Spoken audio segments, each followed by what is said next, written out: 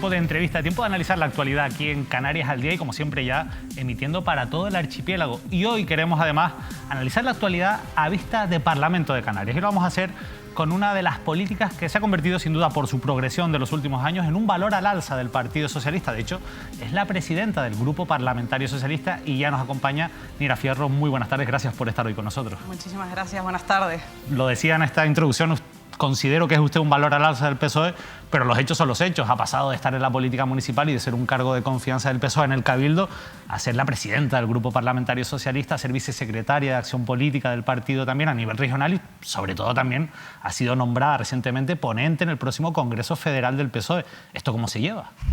Bueno, yo creo que entra dentro de todo una renovación del propio partido, ¿no? Empezó cuando Ángel Víctor Torres fue elegido secretario general del Partido Socialista, ahora va a ser justo 4 años y a partir de ahí el partido ha ido cogiendo oxígeno de renovación, sin lugar a dudas contando también con personas que han estado durante mucho tiempo al frente de la organización, pero es casi lo natural lo que me pasa a mí. Hay más compañeros con escasa trayectoria política que está pues, al frente no solo de instituciones, y ahí está el alcalde de La Laguna, sino también en los órganos internos del Partido Socialista. Yo creo que es el reflejo de la sociedad, ¿no?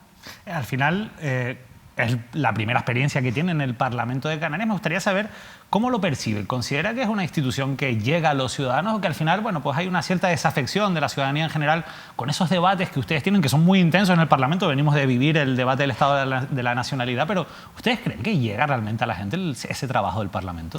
Yo creo que el trabajo del diputado es lo que hacemos dentro de esos debates del Parlamento, que es la negociación, que es que las cosas salgan. Evidentemente, en el caso del Partido Socialista es no solo apoyar al gobierno, sino generar esa sinergia para que las cuestiones que nos salgan un poquito mejor, y también el contacto directo con la ciudadanía para trasladar sus inquietudes. Eso es lo que estamos intentando hacer los diputados de la isla de Tenerife en este caso, y me consta que mis compañeros en el resto de las islas también ese contacto directo con la calle para trasladar las cuestiones al Parlamento, más allá de los plenos que tenemos cada 15 días o las comisiones que tenemos en las semanas que no tenemos pleno, ¿no? Sin duda, en el Parlamento se debaten asuntos que son de máxima importancia y que al fin y al cabo, aunque no lo parezca, son muy cercanos para la ciudadanía. Por ejemplo, hemos visto intensos debates recientemente con respecto a las ayudas que llegan a las empresas canarias que se han visto afectadas, lógicamente, por los efectos de la pandemia de la COVID-19. Escuchábamos recientemente a la diputada de la oposición de Ciudadanos, Vidina Espino, decir que en general, esto es una crítica generalizada de la oposición, que las ayudas llegan tarde, que son insuficientes y que además hay cierta inseguridad y cierto embrollo que hace que no sean fáciles optar a esas ayudas. ¿Qué tienen que decir ustedes desde el Grupo Parlamentario Socialista ante estas críticas? Estamos trabajando para que estas ayudas lleguen y lleguen lo antes posible. Lo decía esta mañana con un grupo de empresarias y empresarios. Ellos tienen la urgencia ayer. Evidentemente, la Administración Pública tiene que tener unas garantías jurídicas de cara a la ciudadanía que estamos intentando agilizar lo máximo posible sin saltarnos esas garantías. Esta convocatoria que está abierta ahora mismo de ayuda directa del Gobierno de Canarias es la primera vez que, mientras está abierta la convocatoria, se están concediendo las ayudas. Ya se han dado 5 millones de euros en esas ayudas directas y es precisamente en este intento de que las ayudas lleguen lo más pronto posible a quien tiene la urgencia. Es verdad, y esta creo que es una queja generalizada, la burocratización de cualquier tipo de contacto que tiene el ciudadano con la Administración Pública. Hemos convalidado 2 decretos del Gobierno que vienen a agilizar la cuestión administrativa a través de los procedimientos y también reforzar los recursos humanos de la Administración Pública canaria, que al final es fundamental para que todo salga, y en esa línea está el Gobierno de Canarias. Nuestra principal preocupación hoy, entre otras tantas, es que todo este aluvión de dinero que está llegando y que va a seguir llegando sea efectivo en el territorio. ¿Y hay capacidad para gestionarlo? Todo este dinero que vemos, esos titulares, el dinero que va a llegar del Gobierno central, del dinero que va a llegar de Europa. Además, Canarias parece ser que va a ser la comunidad más favorecida en ese reparto de fondos. También, lógicamente, por nuestra dependencia del turismo, somos una de las comunidades más afectadas. Pero hablaba usted de esa eficiencia. ¿Realmente hay capacidad para gestionarla? En los últimos meses, tanto el Gobierno de España como el de Canarias, el Gobierno de España lo hizo el 30 de diciembre, el Gobierno de Canarias homologó ese decreto el 1 de abril, que precisamente viene a decirnos cómo tenemos que gestionar todo ese dinero que viene, ¿no? Y ahí habla de, primero, organización interna de la propia administración pública, con unidades administrativas reforzadas, con las listas de reserva, con la creación de direcciones técnicas para poder gestionar estos fondos a través de los proyectos, pero también habla de la colaboración público-privada, que yo creo que ante estas circunstancias es absolutamente esencial para esa figura que puede ser un consorcio, pues haga efectiva en el territorio el dinero que está llegando, ¿no? Eso es fundamental. Además, paralelamente, el convenio que tiene el Gobierno de Canarias con las cámaras de comercio, por ejemplo, para gestionar las ayudas directas que estamos viendo en este momento. Esto es fundamental. Yo creo que todas las organizaciones, y hablo de instituciones y organizaciones privadas, están echando una mano. Estamos todos en colaborar para salir de esto cuanto antes, y que evidentemente hoy, que no tenemos un problema de recursos, que el espíritu de la Unión Europea, también del Gobierno de España, ha cambiado en cuanto a afrontar la crisis, ¿no? Hemos pasado de hace escasos 10 años una crisis absolutamente de retención de dinero público, de casi no haber inversión pública, a todo lo contrario. Y eso es de celebrar, porque al final lo público es lo que nos va a salvar del parón económico, ¿no? Y esta filosofía está marcando el día a día de la gestión del Gobierno, y somos absolutamente conscientes. Nuestra prioridad es que se ejecute ese dinero, que llegue, y entre eso pues estamos negociando, valorando fórmulas jurídicas para que sea lo más efectivo y lo más rápido posible. Salir de esto cuanto antes es una frase que repetimos todos muy a menudo. El propio presidente del Gobierno de Canarias, Ángel Víctor Torres, ha augurado una mejoría económica para después del verano. Lo que ocurre es que después también todo esto está muy ligado a que avance el sistema de vacunación y al final tengamos una población, pues, no sé si llegar al 70%, pero sí un alto grado de porcentaje de población vacunada. Sin embargo, las últimas noticias han situado a Canarias a la cola del nivel de vacunación. Parece que esto se va a intentar cambiar con las medidas que se han tomado recientemente, pero la realidad a día de hoy es esa. ¿No es un poco atrevido augurar esa mejoría económica cuando la situación de las vacunas todavía es la que es, y además con todos los titulares y situaciones que estamos viviendo de incertidumbre? El pasado día 6, el presidente del Gobierno de España, Pedro Sánchez, anunciaba los objetivos de vacunación de nuestro país para los próximos meses, con una garantía, y es la reserva de vacunas que va a tener nuestro país. La próxima semana recibimos 5 millones de Pfizer, y así va a ser hasta verano. Exponía que en mayo íbamos a tener 5 millones de personas con las 2 dosis, 15 millones en junio, 25 en julio, y así hasta llegar a 33 millones a finales de agosto. Hoy estamos en 3 millones de personas con 2 dosis de vacuna puestas. Desde luego que todos tenemos nuestras esperanzas, nuestras expectativas en la vacunación, y confiamos, y también confiamos en que la Unión Europea sea firme y contundente ante los piratas que vengan de las farmacéuticas, ante aquellos que quieran intentar mercadear con la vacuna que salva vidas. Hay que ser contundentes políticamente, y yo creo que ese es el camino. Y también soy consciente de que si el Gobierno de España anuncia el programa de vacunación para los próximos meses, es porque hay garantías, y de hecho ya lo ha dicho la ministra, la reserva de vacunas para estos objetivos, estos primeros objetivos, está absolutamente garantizada. Por lo tanto, seguridad. Y también quiero aprovechar para mandar un mensaje de tranquilidad. La salida de esto es la vacuna, y tenemos que confiar en los criterios científicos. Es verdad que los poderes públicos debemos ser cautelosos en materia, sobre todo sanitaria, y después de todo lo que hemos vivido, pero sí que animo a todo aquel que reciba el mensaje o la llamada del Servicio Canario de Salud que acuda a vacunarse, porque esa es nuestra esperanza.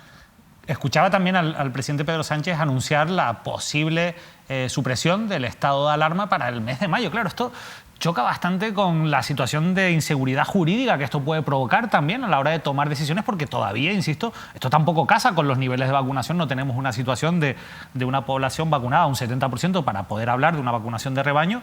Y claro, ¿cómo van a paliar todos esos problemas si finalmente esto se cumple? Que yo no sé hasta qué punto nos podemos creer que en mayo va a acabar el estado de alarma. Se tienen que arbitrar fórmulas jurídicas, y quizás lo más que preocupe hoy a la población canaria es el amparo social, ¿no?, que ha dado el Gobierno de España, histórico también. Por ejemplo, los ERTE estarán garantizados más allá, por ejemplo, del estado de alarma. Esas fórmulas jurídicas, hay un mes, estamos seguros de que el Gobierno de España está trabajando en eso, pero sí que es curioso que quienes durante los últimos meses del confinamiento boicotearon prácticamente el estado de alarma, hoy se alarmen precisamente de que esto termine. Es necesario tener una conciencia colectiva de las políticas que se toman en estos momentos, y yo sí que apelo un poco a la serenidad y al rigor en torno a todo esto. Y si lo que viene es un armamento jurídico para poder quitar el estado de alarma y tener otros parámetros jurídicos que amparen las medidas sanitarias, apelo al resto de partidos políticos a que apoyen las medidas del Gobierno de España. Pero quizás no habría que haber tenido atado o bien atado esto antes de hacer el anuncio, porque claro, encima se hace este anuncio en medio de la campaña electoral de Madrid, parece que, bueno, que al final es política y que no es realidad.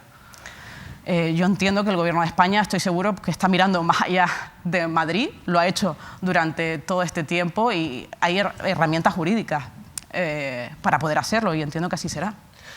Hablemos de economía también y al final de una noticia que está vinculada, no sé si directamente con la economía, pero sí con la Consejería de Economía y en concreto con la Viceconsejería de Economía, que es el nombramiento de Blas Acosta como viceconsejero de Economía. ¿Por qué el PSOE nombra viceconsejero de Economía a una persona que está acusada en 2 presuntos casos de corrupción y al que la Fiscalía pide más de 7 años de cárcel?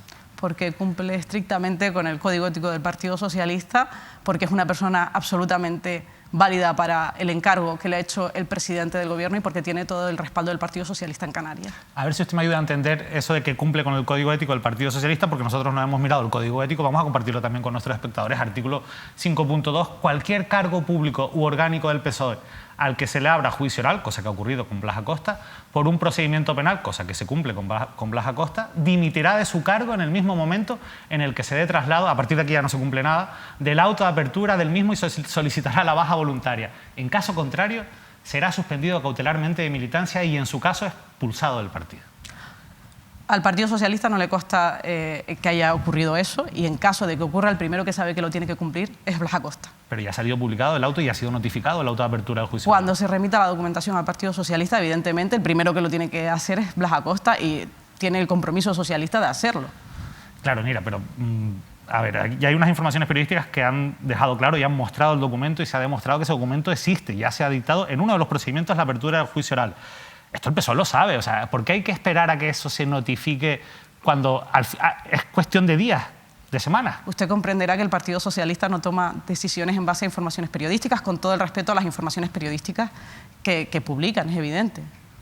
O sea, pero es a ver, claro, es que son 2 cuestiones penales que están abiertas, que llevan años de instrucción, se termina la instrucción, se abre una cosa que se llama el procedimiento abreviado, se presentan los diferentes recursos, las fiscalías presentan las acusaciones, que es lo que ha ocurrido, y en una de ellas ya se abre el juicio oral. O sea, el procedimiento jurídico y procesal va a sentar en el banquillo a Blas Acosta. O sea, ¿por qué corren ese riesgo? Se lo voy a preguntar de otra manera. ¿Por qué corren el riesgo de nombrarlo cuando saben que a lo mejor tiene que dimitir en 2 semanas? Porque el Partido Socialista no juzga antes de que pasen las cosas. Nosotros tenemos un procedimiento que es bastante claro, que ha sido muy duro con muchos compañeros y compañeras del Partido Socialista, lo hemos visto, no nos tienen que dar ningún otro partido de formación y lecciones de esto, porque ya lo hemos hecho. Nuestro aval está ahí, lo hemos hecho y además lo hemos hecho recientemente. Cuando eso pase, se tomarán las medidas. Antes no podemos juzgar a nadie. No somos jueces, nos dedicamos a la política. Tenemos un código ético estricto que cumplimos y el primero que lo cumple es a quien se le nombra en el cargo.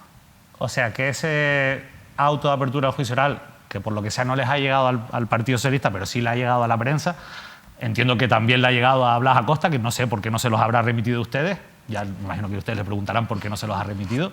Cuando ustedes lo tengan oficialmente notificado, automáticamente destituirán a Blas Acosta. Se envía a Ferraz, a los servicios jurídicos y ahí se tomará la decisión. Como con otros compañeros que ha pasado. Y hay ejemplos, ¿eh?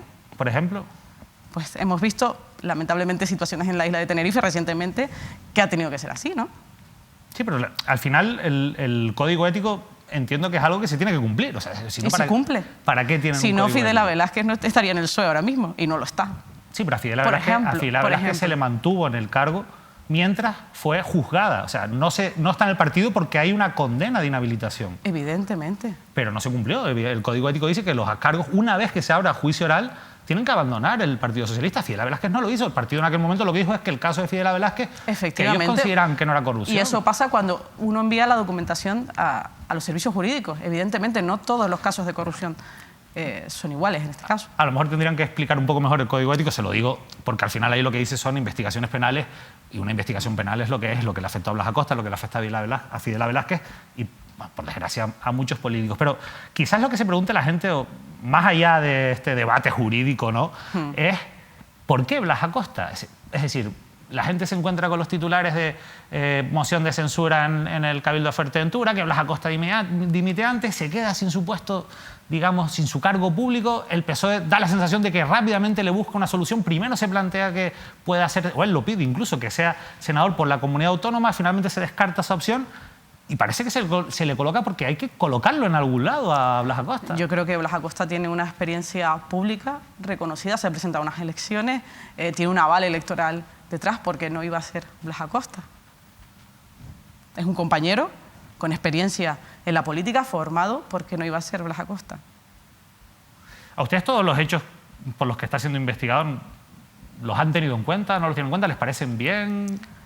De hecho, tenemos la información actualizada de su expediente y si se tienen que tomar más medidas, se tomarán. Hasta el momento nosotros no podemos juzgar a nadie. No es nuestro papel. ¿No es una cuestión de insularismo también, de defensa de, digamos, de esos varones insulares, como puede ser Blas Acosta en el caso de Fuerteventura, que al final hay unos equilibrios? Porque esto se critica mucho a los partidos nacionalistas, a Coalición Canaria y demás, pero parece que en el PSOE también se dan esos equilibrios insulares. Yo creo que el Partido Socialista es el partido que más visión de región tiene, es el único partido en el Parlamento de Canarias que tiene diputados en todas las islas, que tiene un conocimiento de la realidad regional absoluta y nosotros, y un ejemplo de ello es la lista regional.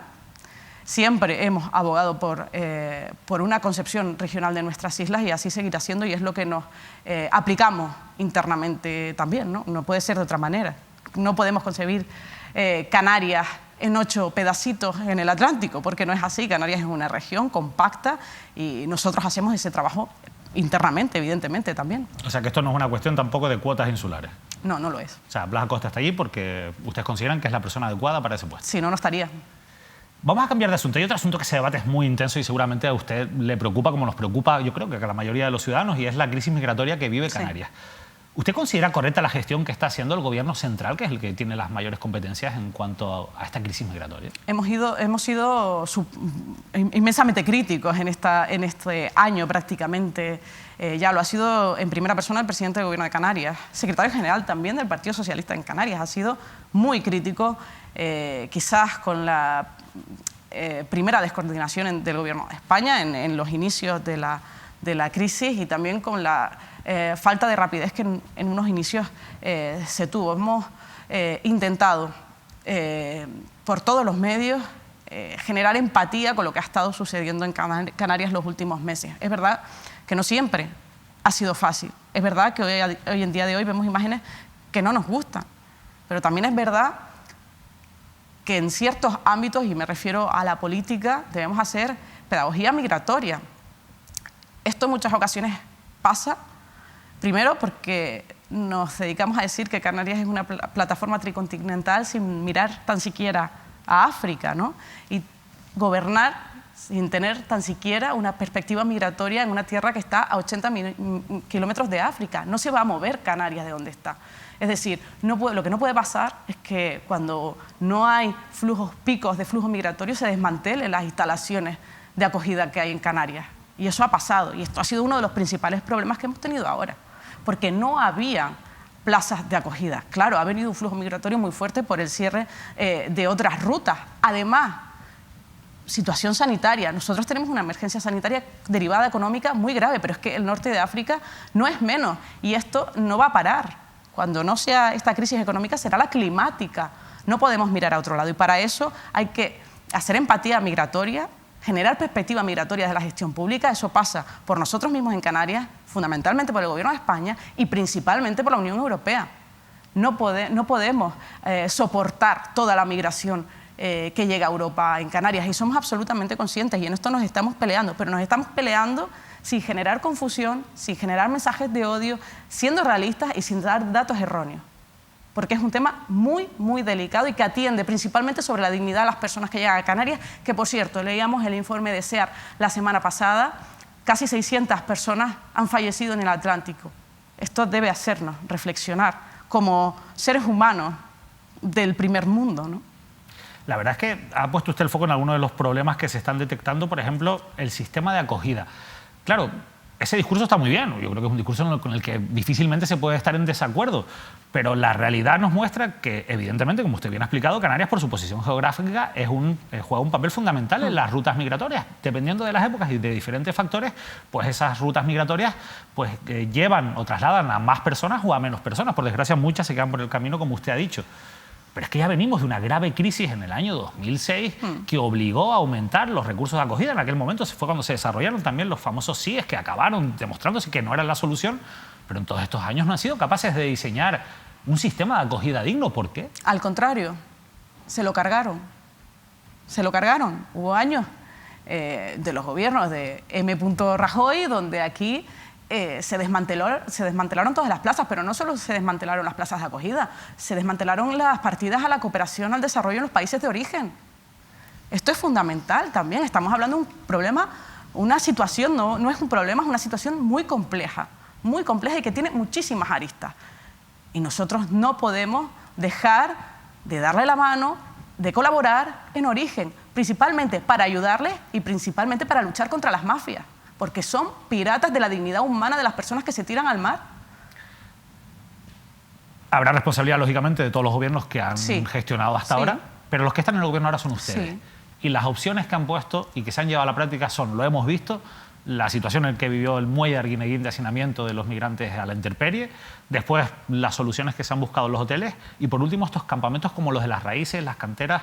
¿A usted qué le parece esta situación? Y, sobre todo, ¿por qué unos partidos progresistas que están en un gobierno que defiende los derechos sociales optan por soluciones indignas para los derechos humanos de estas personas migrantes?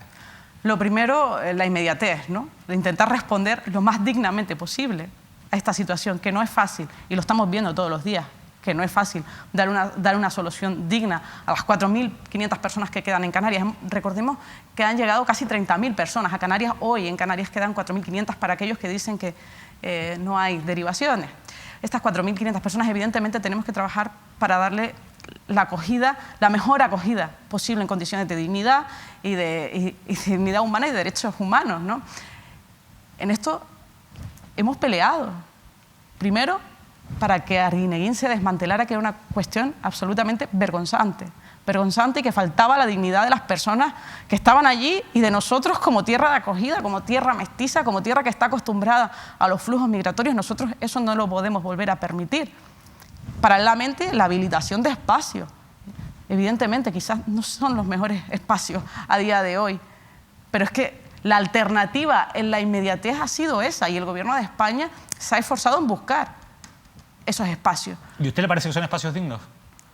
Yo creo que a día de hoy, me encantaría decirle otra cosa, no hay otro espacio posible para albergar a tal cantidad de gente. De hecho, hemos visto al alcalde de La Laguna cómo ha pedido a resto de compañeros, alcaldes y alcaldesas de la isla de Tenerife, solidaridad con la isla de La Laguna para quitarle presión al centro de las raíces y de las canteras. Mientras tanto, ir incentivando esas derivaciones, las repatriaciones y, evidentemente, pues atender lo más dignamente posible a estas personas que están en nuestra isla. Ha pedido el presidente del Parlamento de Canarias, Gustavo Matos, que se cierre el campamento de las raíces, que no siga abierto ni un día más. ¿Usted está de acuerdo? ¿Apoya las declaraciones de Gustavo Matos?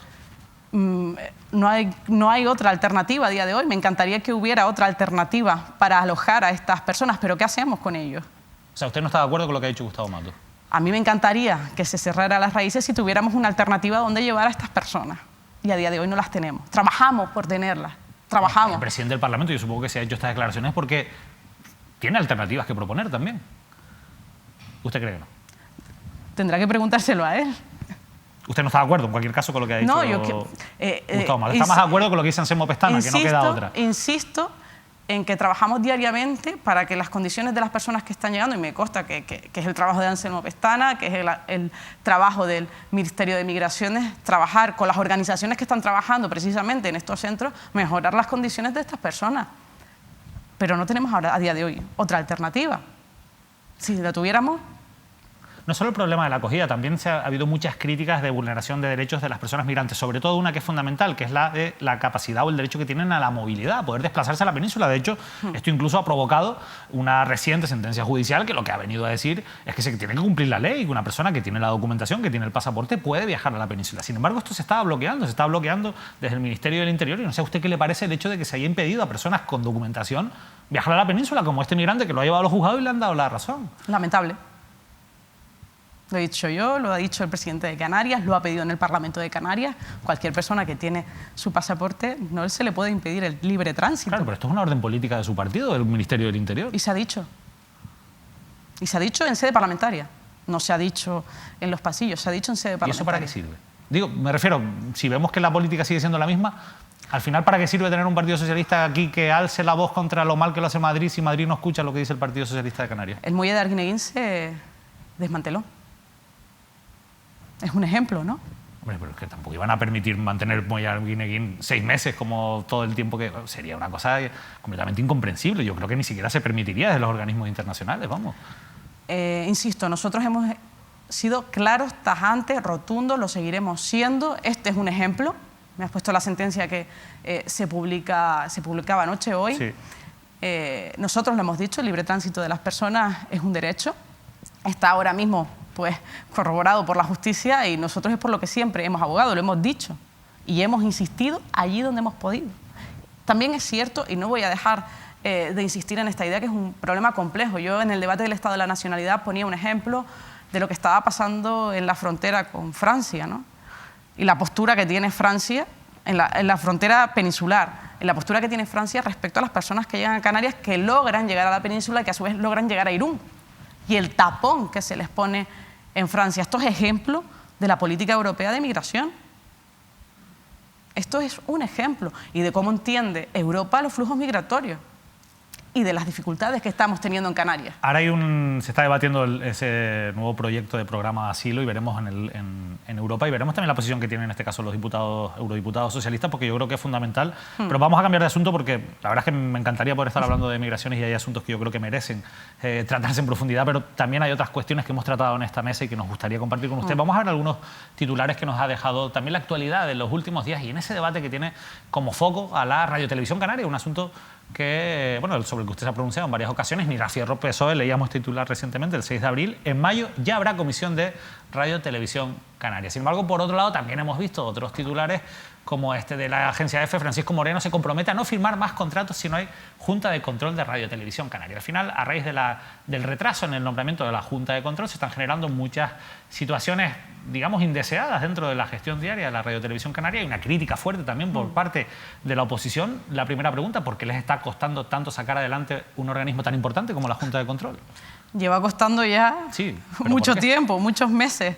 Es cierto que no ha sido fácil. De hecho, estamos en una situación con un administrador único que fue apoyado por todos los partidos políticos, con la excepción del grupo mixto. Nosotros hemos abogado siempre por la composición de la Junta de Control. Ahora ya en 2 semanas estará el proceso casi terminado por fin, después de muchos años de retraso, pero no ha sido fácil. No ha sido fácil ni entre los partidos políticos, evidentemente, ni tampoco por el propio enraizamiento jurídico que tiene la televisión. Hemos tenido que aprobar decretos en diciembre precisamente para poder garantizar la emisión. Es decir, la televisión canaria viene de la legislatura pasada ya arrastrando problemas jurídicos en su funcionamiento. Esto, evidentemente, quien la ve en casa no lo ve ni lo siente, pero es cierto que ha tenido dificultades jurídicas y el administrador único es un ejemplo de ello, ¿no? Pero la Junta de Control, ¿cuál es el problema en concreto para nombrar a esas personas que al final son propuestas, si no me equivoco, por los partidos políticos, ¿no? Sí. ¿Qué pasa? ¿Que no están de acuerdo ustedes? ¿No se ponen de acuerdo en las personas? No, sí, de hecho ya la próxima semana expira el plazo para presentar a los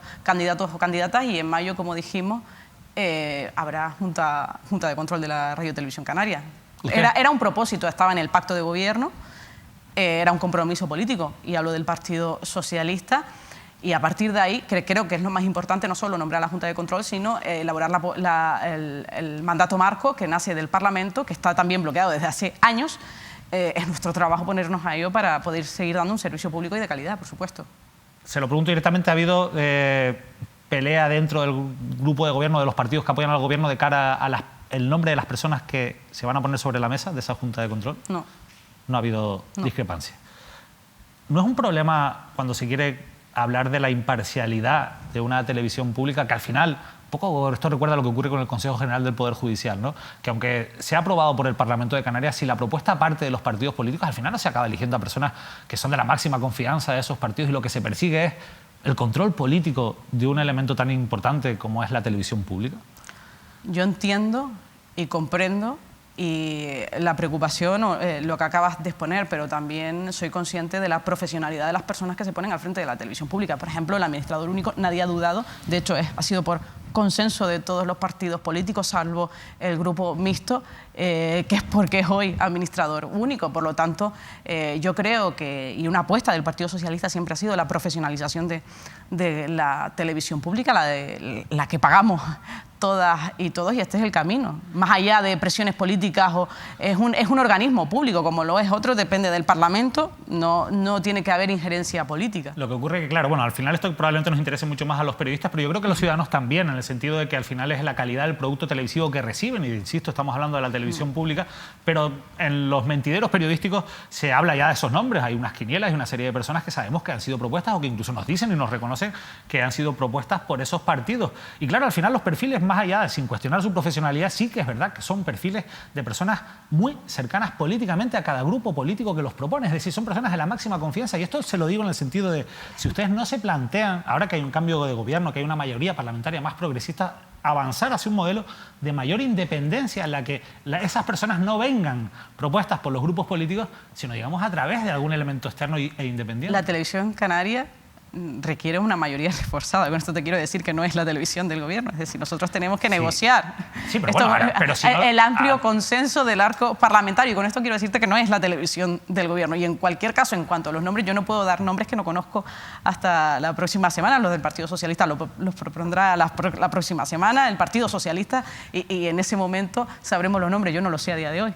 Pero en cualquier caso, sin entrar en los nombres o en esas personas, el modelo, ¿a ustedes les parece que este es el modelo correcto para obtener la mayor imparcialidad de una televisión? ¿No deberíamos ir a un modelo en el que quienes controlan la televisión canaria, porque al final esta Junta de Control es la que va a decir los contratos de la propia televisión canaria, esté alejada de esos intereses? No creo tampoco que se deba confundir. Cuando nosotros elegimos a las personas que van a la Radio Televisión Canaria, no estamos eligiendo a gente militantes de nuestros partidos políticos, estamos eligiendo a personas que pasan por una comisión, que tienen que dar una idoneidad, que tienen que tener unos requisitos. Es así.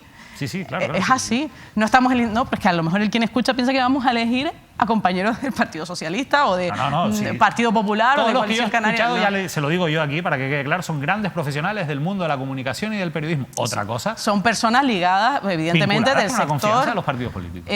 Y profesionales. Yo no sé qué personas habrás escuchado, pero en cualquier caso nosotros abogamos siempre por la profesionalidad y así lo haremos.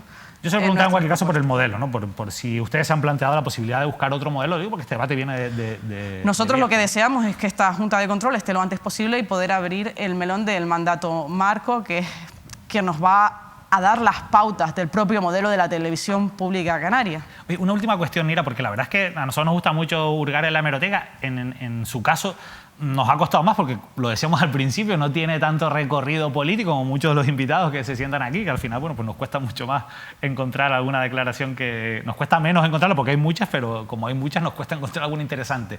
Y a Nira Fierro la hemos encontrado, fíjese, la primera imagen que hemos encontrado de Nira Fierro, noticia referente a ella, pues no es hace mucho, desde el 15 de abril del año 2015. Y claro, tiene que ver con las listas que se presentaban en el municipio de Tacoronte. Se hablaba en un titular del periódico El Día, si no me equivoco, cambio profundo en las candidaturas de Coalición Canaria y PSOE. En la lista electoral socialista solo repiten 4 de 21. Bueno, en esa lista figuraba usted, si no me equivoco, como número 4. Era la lista electoral que se presentó en las elecciones ya había ido antes, de 2015. ¿Usted había ido antes? Ya había ido antes, al final de la lista. Pero sí. No había salido. No, claro, iba a las 17 o por ahí. Bueno, pues aquí ha empezado usted a tener más protagonistas, insisto, esto fue en el año 2015.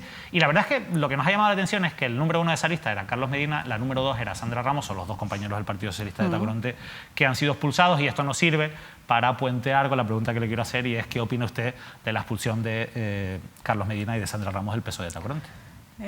La situación de Tacoronte para mí, como comprenderás, es muy dolorosa.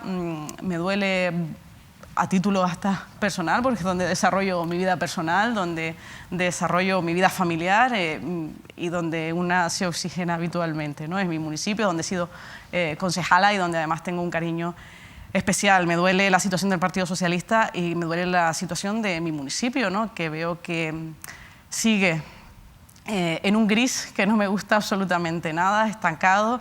Y sí, la situación del Partido Socialista no es agradable, evidentemente, nace de una diferencia evidente y un incumplimiento claro de dos compañeros con el Partido Socialista al que pertenecían o al que está en proceso de expulsión. Esto nunca es fácil, no es fácil para una agrupación, sea Tacoronte o sea cualquier otra, pero evidentemente cuando hay una dirección y hay unos estatutos se deben de cumplir y eso debe velar los órganos del propio partido, ¿no? Insisto, me preocupa que haya muchos empresarios y empresarias de Tacoronte que lleven muchos meses sin que se les pague las facturas que le debe el ayuntamiento. Me preocupa que estemos en el mes que estamos y Tacoronte siga sin presupuestos. Me preocupa que el presupuesto del año 20 se aprobara casi o se empezara a ejecutar casi en octubre, en un año de pandemia. Y al final toda esta inestabilidad no la han generado ustedes desde el propio partido al llevar a cabo esa expulsión de dos personas por desacatar una orden de un pacto con Ciudadanos que al final, bueno, pues se ha firmado un pacto progresista igual que estaba en el gobierno. También quiero dejar una cosa clara, los problemas del Partido Socialista son los del Partido Socialista, no son los del Ayuntamiento. Quiero decir que con esto quiero dar garantías de gobernabilidad, en esto me refiero al Ayuntamiento, a la ciudadanía de Tacoronte. Lo que está pasando en el Partido Socialista pasa por un incumplimiento claro. Si hubiera habido por parte de ese momento, del secretario general, comunicación con el Partido Socialista, hubiera sido distinto. Nosotros nos enteramos por prensa el mismo día que se firma un pacto progresista. En Tacoronte nos enteramos por la prensa. No había habido una comunicación con el Partido Socialista ni a nivel insular, ni mucho menos regional, pero por lo menos sí a la primera matriz, que es la insular. Cuando eso pasa, el secretario general insular evidentemente se pone en contacto con la agrupación local y a partir de ahí se intercambian pues, reuniones y tal, e incluso la predisposición de llegar a un acuerdo con Ciudadanos, por lo tanto no habría ningún tipo de problema. Yo creo que el expediente de expulsión que se solicita a la Ejecutiva Regional por parte de la Ejecutiva Insular parte porque se dijo una cosa, se hizo la otra. Mira, cierro, más allá de que yo...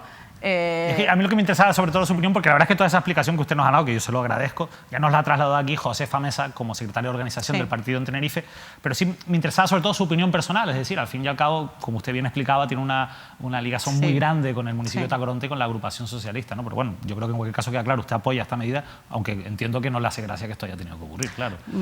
Esto nunca es agradable para nadie, en cualquier caso yo espero y deseo lo mejor, lo más próspero y evidentemente voy a trabajar para que Tacoronte, ojalá esté el Partido Socialista, esté quien esté, pues empiece a remontar de muchos años que llevamos arrastrando cuestiones que desde luego nos lastran, ¿no? Pues Nira Fierro, de verdad, muchísimas gracias por habernos acompañado. Nos hemos pasado bastante del tiempo que teníamos. Vamos a pedirle disculpas ya de entrada a los compañeros de deportes que vienen detrás, pero yo le agradezco mucho que haya estado aquí, que haya respondido a todas las cuestiones que le hemos preguntado, algunas que no son cómodas, evidentemente, pero al final, bueno, usted también tiene una serie de responsabilidades políticas y yo insisto, agradezco muchísimo la transparencia y que usted haya querido hoy estar aquí en esta entrevista, de verdad. Muchísimas gracias. Gracias a ustedes. Nira Fierro ha estado hoy con nosotros para responder a muchas cuestiones de actualidad. Es, como decía al principio, una de las voces más autorizadas en estos momentos en el Partido Socialista en Canarias y, por supuesto, en el Parlamento Regional, porque es la presidenta, además, del Grupo Parlamentario Socialista. Nosotros nos despedimos, le dejamos ya rápidamente con toda la programación habitual. Ahora llegan la información deportiva, pero después vendrá, pues seguirá toda la parrilla de Mírame Televisión. Volvemos el lunes con más entrevistas y con más actualidad. Que pasen un feliz fin de semana.